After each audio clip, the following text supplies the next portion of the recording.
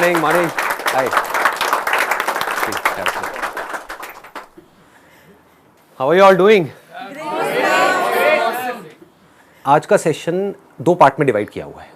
एक होगा rapid fire और दूसरे पार्ट में जो भी आपने क्वेश्चंस पूछे हैं उसमें से वो क्वेश्चन जो मैक्सिमम लोगों ने पूछा है बस उसी की डेप्थ में चलेंगे.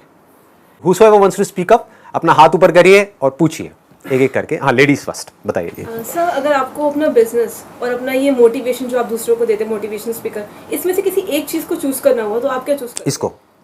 Next question. Favourite colour. क्या? Favourite colour. Favourite colour white. ये तो यार गर्लफ्रेंड वाला क्वेश्चन है.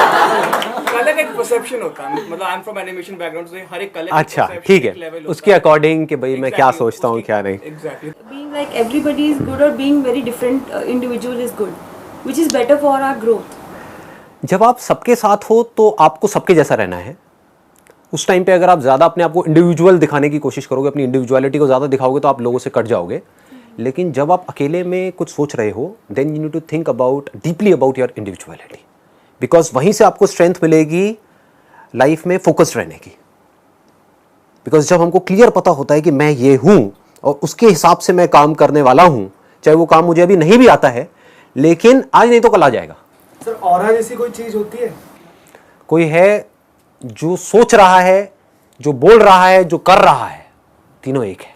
रत्ती भर भी फर्क नहीं है, यानी कि कहीं झूठ की कोई गुंजाइश ही नहीं है. उसको ऑरा बोलते हैं. Most of us here have reached that level where parents will be pressurizing for marriage, and then you need to decide that whether it's your career, whether it's your marriage stuff. Apparently, what should you choose if it's not possible, impossible, literally impossible to find out a balance between both of them? आपकी priority है. किसी के लिए career ज़्यादा important है, किसी के लिए मैरिज ज़्यादा इंपॉर्टेंट है. हर इंसान अपने आप में अलग है. Whatever your priority is, you should choose that, not what my priority is. शादी के लिए कैसे लड़की चूज करनी चाहिए? शादी के लिए कैसे लड़की चूज करें? लड़कियों को देखो, उनसे बात करो. सर, आपका सोर्स ऑफ मोटिवेशन क्या है? मेरा सोर्स ऑफ मोटिवेशन कुछ भी नहीं है. इनफैक्ट मेरी लाइफ में मोटिवेशन नहीं है, मेरी लाइफ में इंस्पिरेशन है. लोग ये वर्ड बहुत ज्यादा यूज करते हैं, मोटिवेशन मोटिवेशन मोटिवेशन. मेरे लिए motivation is like a temporary feeling. जैसे आपने मेरी कोई वीडियो देखी, आपको एक अच्छी फीलिंग हुई, उसको मोटिवेशन बोलते हैं. इंस्पिरेशन इज समथिंग, बुरी फीलिंग्स भी अंदर हो रही हैं, then also you are going आगे आगे आगे आगे लाइफ में बढ़ते चले जा रहे हैं. तो अब सवाल ये उठना चाहिए कि इंस्पायर्ड कैसे हूं. मैं वैसे थोड़ा सा डीपली टच कर रहा हूं because this is a very very important point to be understood. कि हमेशा चार्ज अप कैसे रहें लाइफ में, माइंड पूरी तरह से एक्टिव कैसे रहें, अंदर से इंस्पायर्ड कैसे रहें. उसके लिए क्या करना है कि अपना जो आपका नजरिया है मेरे सेशंस देखने का उसको बदल दो. Don't look at it as a motivational session. Stop calling it as a motivational session. Call it as an understanding session. There are lot of people जो मुझे मिलते हैं, वो ये सवाल पूछते हैं, सर अब हमारी जो और जो थी आदतें वो तो छूट गई है लेकिन आपके सेशन देखने की आदत पड़ गई है. कई लोग मिले हैं मुझे, कहते हैं अब इससे कैसे पीछा छुड़ाएं. मैंने कहा बे घोचू, मेरे सेशंस क्या है? This is all about wisdom. Wisdom किस लिए चाहिए? ताकि आप इस पूरे खेल में रहते हुए इस खेल से बाहर निकल सको. आप समझ गए कि अगर मेरे सेशंस को आप ऐसे देखोगे कि लाइफ को मुझे बारीकी से समझना है, इसलिए मैं इनके सेशंस देख रही हूं या इसलिए मैं इनके सेशंस देख रहा हूं, और एक बार अगर आपको खेल समझ आ गया तो आप अपने आप ही इंस्पायर्ड हो जाओगे. फॉर एग्जाम्पल, आपको नया गेम खेलते हो, जब तक आपको खेल नहीं समझ आता है तो आपको डर भी लगता है अंदर फील्ड में जाने से. आपको लगता है मैं आउट हो जाऊंगी, मैं नहीं खेल पाऊंगी.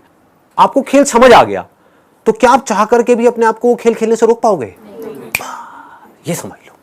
तो जो जिंदगी का खेल है ना, ये अगर एक बार आपको समझ आ गया, बिजनेस का खेल समझ आ गया, काम का खेल समझ आ गया, रिलेशनशिप्स का खेल समझ आ गया मेरे सेशंस को देख देख करके, तो फिर आपको खेलने में मजा आने लग जाएगा.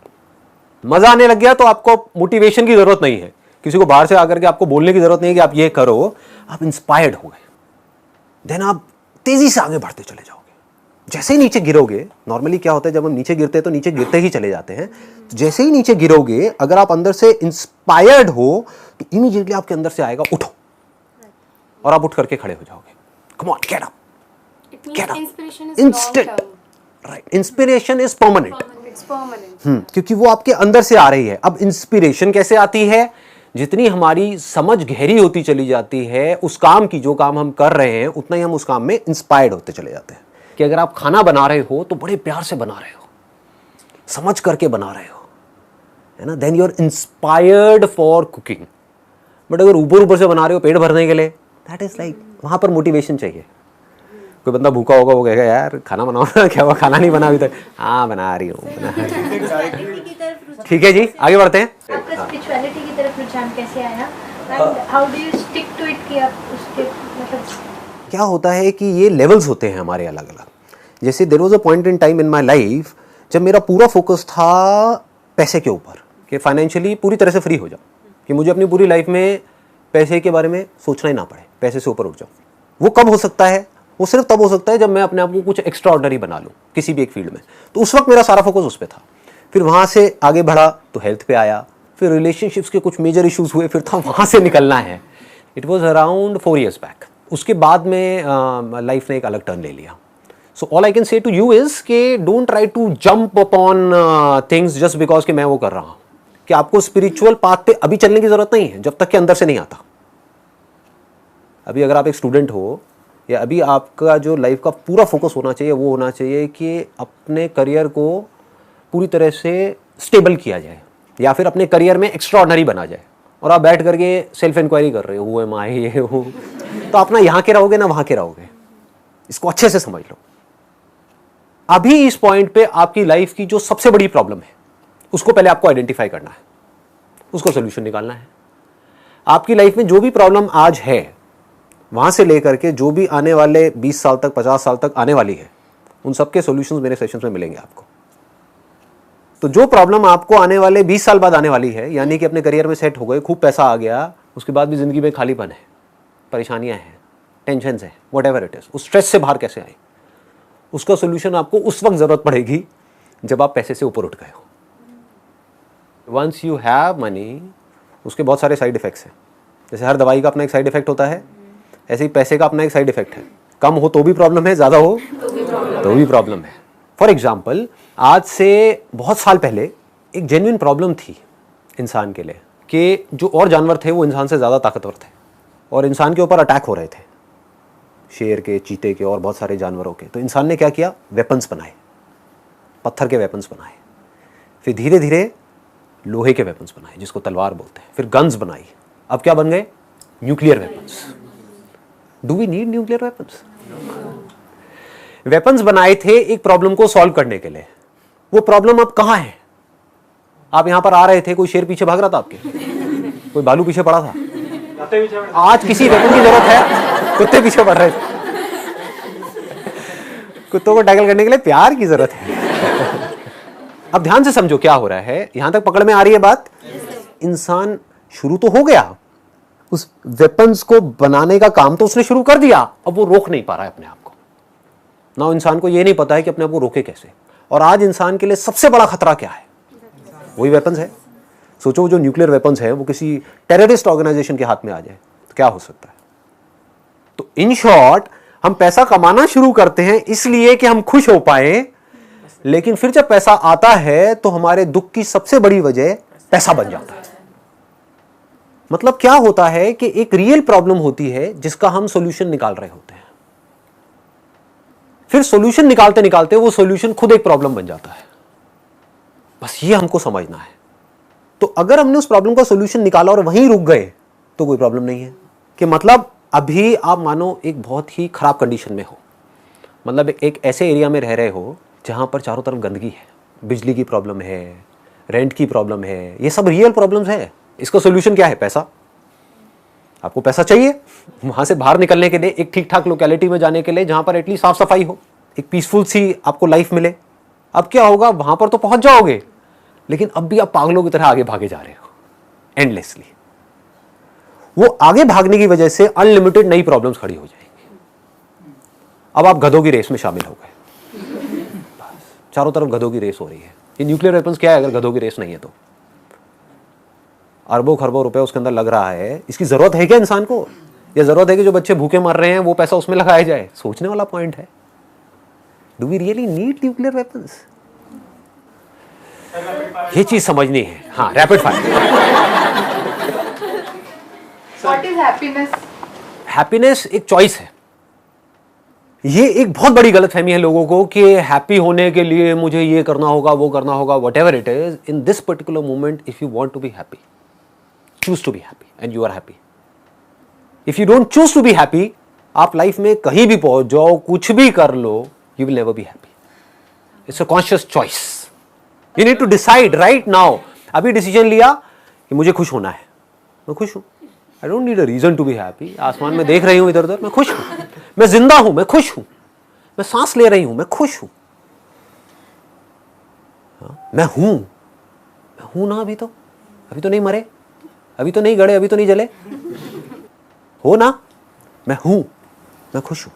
सर स्पिरिचुअलिटी से हम वेल्थ नहीं पा सकते, एज इन कि हम एक समझ आ जाएगी पैसा कमाने की, तो उसके लिए स्पिरिचुअलिटी जरूरी?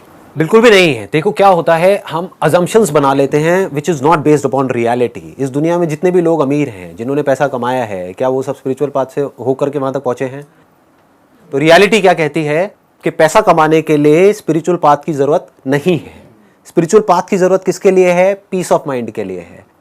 ऑल्दो डायरेक्टली कोई कनेक्शन नहीं है, बट इनडायरेक्टली अगर आप देखोगे तो स्पिरिचुअलिटी का एसेंस क्या है, जो रियलिटी है उसको देखना, उसको समझना और एक्ट करना। स्पिरिचुअलिटी का मतलब बेवकूफ़ों की तरह बैठ करके मेडिटेशन करना नहीं है, या फिर चोगा पहन करके इधर उधर घूमना नहीं है, घर बार को छोड़ना नहीं है। स्पिरिचुअलिटी का एसेंस क्या है कि पूरी तरह से जो सिचुएशन है उसको समझ करके जो भी एक्शन मुझे सही लग रहा है उस हिसाब से एक्ट करते चले जाना। This is spirituality. तो अगर आप इसको स्पिरिचुअलिटी बोलते हो तो रियल लाइफ में आप इसको कैसे यूज करोगे? जो भी आप काम कर रहे हो उस काम को बारीकी से समझ करके अगर आप करोगे तो आपके सक्सेसफुल होने के चांसेस बहुत ज्यादा बढ़ जाएंगे। सर ये फोकस मेडिटेशन से आ जाएगा? नहीं आएगा। कैसे है? ये जो फोकस आएगा, ये आएगा पहले आपको अपनी लाइफ की इस पॉइंट पे जो सबसे बड़ी प्रॉब्लम है पहले उसको समझना होगा।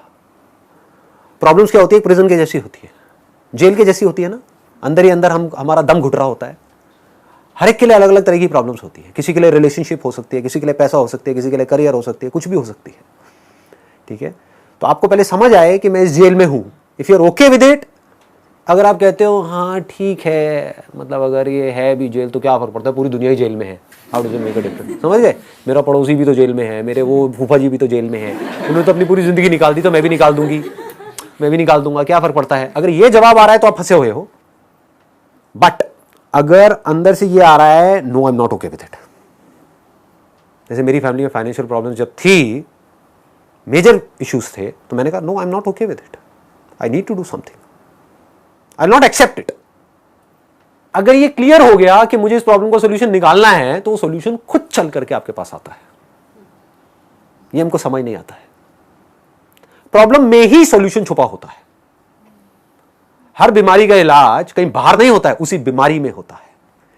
जैसे ही उस बीमारी का कॉज समझ आता है, वहीं पर उसका इलाज छुपा हुआ होता है। तो if you can feel the problems that you are going through, आपको समझ आ रहा है कि मैं पढ़ रहा हूं इसलिए नहीं कि मुझे पढ़ करके मेरे घर वाले कह रहे हैं, फॉर एग्जाम्पल मैं पढ़ रहा हूं इसलिए कि मुझे इस कचर पट्टी से बाहर निकलना है, कि माँ बीमार है और माँ के इलाज के लिए पैसा नहीं है। ये क्या है? एक इमेजिनरी प्रॉब्लम है, रियल प्रॉब्लम है? रियल प्रॉब्लम है भाई। तो सबसे पहले अपनी लाइफ की रियल प्रॉब्लम्स आइडेंटिफाई करो, उन रियल प्रॉब्लम्स को बारीकी से ऑब्जर्व करते चले जाओ and ask yourself again and again, am I okay with it और I am not okay with it? If the answer is I am not okay with it, find out a solution. There is no problem जिसका solution ना हो। Problems तो endless हैं, वो तो चलती ही रहेंगी एनी हाउ। मतलब prioritise, it's a good point. Prioritise, वो प्रायोरिटी नहीं है ना हमारी लाइफ में। प्रॉब्लम्स अनलिमिटेड हैं, जिसमें से 99% इमेजिनरी प्रॉब्लम्स हैं। उसको अगर आप बारीकी से देखोगे कि प्रॉब्लम्स की वजह में मर गई तो क्या होगा फिर उसके बाद? मतलब मैं समझा नहीं। मैं मतलब we all have an expiry date ना, हो सकता है कि शायद मैं ये क्या है? अब देखो, बड़ा बड़ा अच्छा इन्होंने क्वेश्चन पूछा है। Is it a real problem और an imaginary problem? Imaginary problem हो सकता है आप ना मरो 100 साल तक भी। ये दुआ नहीं है, वैसे बद्दुआ है। समझ रहे हो? पहले के जमाने में बोलते थे 100 साल तक जिंदा, आज तो बद्दुआ है। इतने पोल्यूशन में 100 साल तक आदमी का क्या हाल होगा? अगर मैं स्पिरिचुअलिटी की बात पर कब चलूंगी, मतलब मुझे नहीं लगता फैक्ट ऑफ लाइफ कि हाँ एक टाइम तो जो आपकी रियल प्रॉब्लम्स है, अगर रुक करके आप तसल्ली से उसको देखोगे ना, फॉर एग्जांपल रिलेशनशिप्स की आपकी प्रॉब्लम्स हैं, रियल प्रॉब्लम्स हैं, अगर अपनी पूरी एनर्जी लगा दी, पूरा फोकस लगा दिया उसको सॉल्व करने में, कुछ दिनों के अंदर अंदर वो सॉल्व हो जाएगी। Sometimes something is happening in the relationship, maybe in the office, कुछ conflicts, कुछ politics चल रही हैं, something like that. And एक बंदा प्रेशराइज हो रहा है चीज़ों को लेकर के, उसको बार बार प्रेशराइज किया जा रहा है। अब वहाँ पे अगर मैं बोलूँ कि मुझे अपना स्पिरिचुअल पावर यूज़ करना है, आई हैव टू थिंक कि like I am positive, whatever is going on let them go, मतलब चलने दो उसको। सो वहाँ हम लोग ये स्पिरिचुअल पावर यूज़ कर सकते हैं, वहाँ हम अपनी थिंकिंग को चेंज कर सकते हैं ना, पॉजिटिव वे। राइट, बट वो भी समझना होगा कि वो फ्रस्ट्रेशन किस लेवल की है।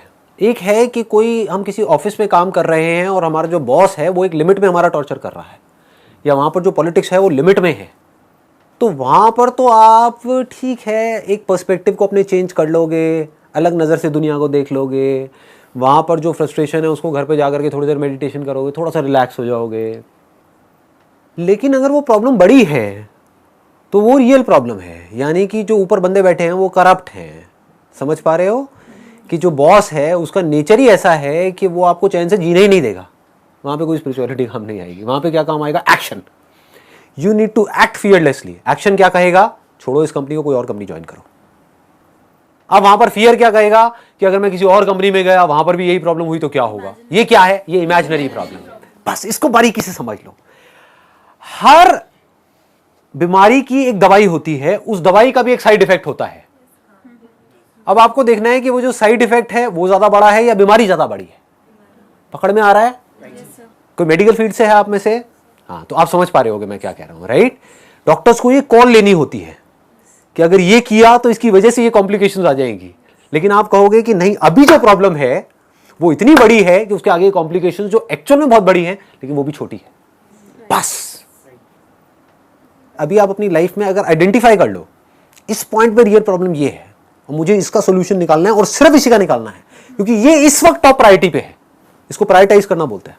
आपको समझ आएगा टॉप पे ये है, नंबर 2 पे ये है, नंबर 3 पे ये है, नंबर 4 पे ये है, और आपको रियलाइज होगा कि मैं अपना सारा एफर्ट लगा रहा हूं अभी इस पॉइंट पे नंबर 10 वाली प्रॉब्लम के लिए या नंबर 100 वाली प्रॉब्लम के लिए। पकड़ में आ रहा है? हाँ, ऐसे जब ऐसे चलोगे तो क्या होगा, इसको भी ध्यान से समझो। आपका जो माइंड है उसकी जो एनर्जीज है वो फ्री हो जाएंगी। आज आपकी जो माइंड की एनर्जीज है वो फ्री नहीं है, क्लटर्ड है, माइंड के अंदर खचड़ पचड़ है। न्यूज़ देखी कोई उल्टी सीधी कहीं पर न्यूज़पेपर में या फेसबुक पे या व्हाट्सएप पे, अब आपको मन कर रहा है उसको जानने का, उसके बारे में सब कुछ जानने का, ये क्या हुआ, कैसे हुआ, क्यों हुआ, व्हाटएवर। उससे आपकी लाइफ कैसे बेटर होगी? लगाओ दिमाग। ये इंसान का बेसिक नेचर है। अगर मैं यहाँ पे दीवार पे लिख दूं ना कि इसके पीछे मत देखना, सारे जाएंगे देखने के लिए। This is called curiosity. तो इस क्यूरियोसिटी को सही डायरेक्शन देनी है। लाइफ में फोकस क्लियर होना चाहिए, गोल क्लियर होना चाहिए। जब मैं बोलता हूं ना कि अपना काम करो और उसके बाद में अपना 100% लगाओ और उसके बाद में जो भी हो रहा है अच्छा या बुरा उसको छोड़ दो, लोग इसका गलत मतलब निकाल लेते हैं। लोग क्या निकालते हैं? गोल सेटिंग की जरूरत नहीं है, सक्सेस के बारे में सोचने की जरूरत नहीं है। अरे नहीं जी, ऐसा नहीं है। You need to work for success. मतलब कि अपने आप को तैयार कर रहे हो सक्सेसफुल होने के लिए, उसके बाद फेल भी हो गए तो फर्क नहीं पड़ता। जब मैंने अपने करियर की शुरुआत करी थी तो मेरा जो गोल था वो उस समय कोई क्लियर नहीं था, तो इट वाज लाइक भटका हुआ था, कभी कुछ कभी कुछ कभी कुछ, धक्के खा रहा था इधर उधर। फिर एक ऐसा पॉइंट आया था जब जा करके गोल क्लियर हो गया था कि मुझे ये करना है। जैसे वो क्लियर हुआ, सक्सेस मिल गई। पहले ये सीखना है कि माइंड को एक जगह पर लगा करके कैसे सक्सेस को अचीव किया जाता है, पहले ये समझ आना चाहिए। जब आपको वो समझ आ जाएगा तो वो आपकी आदत बन जाएगी। वो तब हो सकता है जब प्रॉब्लम बहुत बड़ी हो। जैसे अभी अगर मैं आपको यहाँ पर फॉर एग्जांपल एक पानी का बड़ा सा ड्रम रखूँ और आपका मुंह ले जा करके उसके अंदर कर दूँ, तो क्या होगा? एनर्जी आपकी कम लगेगी बाहर निकलने के लिए या पूरी लग जाएगी? क्यों? प्रॉब्लम बड़ी है, बहुत बड़ी है। इससे बड़ी कोई प्रॉब्लम है? नहीं है। तो जितनी बड़ी प्रॉब्लम उतनी बड़ी एनर्जी, उतनी बड़ी फोर्स के साथ आप उसका सॉल्यूशन निकालोगे और उतने ही ज्यादा चांसेस होंगे उस प्रॉब्लम को सॉल्व करने के। तो अभी आपको पकड़ना है कि आपकी ऐसी कौन सी प्रॉब्लम है, कौन सी ऐसी बीमारी है, या क्या ऐसा इश्यू है अभी आपकी लाइफ में जो सबसे बड़ा है, जिसका सॉल्यूशन नहीं निकाला तो हो सकता है आपके अंदर से आए, नहीं भैया इसके बिना तो लाइफ नहीं चल सकती। तो अगर प्रायोरिटी सेट है लाइफ में तो फोर्स पूरी आएगी, फिर डर नहीं होगा वहां पे, फिर ये नहीं होगा कि मैं ये कर पाऊंगा या नहीं कर पाऊंगा, फिर तो कर ही जाऊंगा। आपने इस तरह से लाइफ की एक भी प्रॉब्लम अगर आपने सॉल्व करी तो अगली प्रॉब्लम जो होगी, जो सेकंड प्रायोरिटी पे होगी, उसको भी आप बड़े आराम से सॉल्व कर सकते हो। कॉन्फिडेंस बढ़ गया ना। कॉन्फिडेंस ऐसी तो बढ़ता है, एक काम किया और वो अच्छे से किया, उसमें मैं सक्सेसफुल हुआ, अब मेरे में कॉन्फिडेंस है, मैं दोबारा भी वो काम कर सकता हूं, उन्हीं फंडों को कहीं और भी लगा सकता हूं। फिर धीरे धीरे क्या होगा, लाइफ सॉर्ट आउट होती चली जाएगी। लाइफ तो वन वर्ड में डिफाइन करना होगा। लाइफ को वन वर्ड में डिफाइन करना, खेल है, Sir, spirituality Game of for life. present life or for next life? Do you have a proof of next life? No, no, सिर्फ अपनी बात करना और लोगों की नहीं, नहीं है ना, बिल्कुल नहीं। तो वाई गेट इनटू बिलीफ्स? हो सकता है दूसरी लाइफ हो सकता है ना हो, ऐसी फालतू की इमेजिनरी प्रॉब्लम्स में जाना ही क्यों है जबकि रियल प्रॉब्लम्स अनलिमिटेड है। अच्छा ट्रुथ क्या है लेकिन? मतलब मेरे पूरे सेक्शन की धज्जियां उड़ा दी। मैं अभी क्या कह रहा हूं भाई मेरे, देखो ध्यान से समझो। वैसे तो एक चीज आपके आगे लाइव डेमो हो रहा है, समझ रहे हो ना लाइव डेमो क्या है। मैंने क्या कहा, आपकी रियल प्रॉब्लम्स कुछ और हैं, लेकिन हम इमेजिनरी प्रॉब्लम्स के सॉल्यूशन ढूंढने में लगे हुए हैं। मैं बोलता हूं है, मैं बोलता हूं नहीं है, उससे फर्क क्या पड़ने वाला है? लगाओ दिमाग, आपकी लाइफ कैसे बेटर होने वाली है। तो अगर आपकी ऐसी आदत बन गई जिसकी मैं बात कर रहा हूं, अगर ये बात पकड़ में आ रही है, तो क्या होगा, आपका हमेशा जो ध्यान है वो सिर्फ और सिर्फ रियल प्रॉब्लम्स पे रहेगा, और उसमें से भी जो अभी टॉप प्रायोरिटी पे होगी उस पे रहेगा। फिर एक ऐसा टाइम आएगा आपकी लाइफ में जाकर के जब रियल प्रॉब्लम्स होंगी ही नहीं। सर सबकी सारी प्रॉब्लम सॉल्व हो गई हो, उसके बाद में क्या? उसके बाद में इस दुनिया में बड़ी प्रॉब्लम्स है जी। चलो जी, थैंक यू सो मच।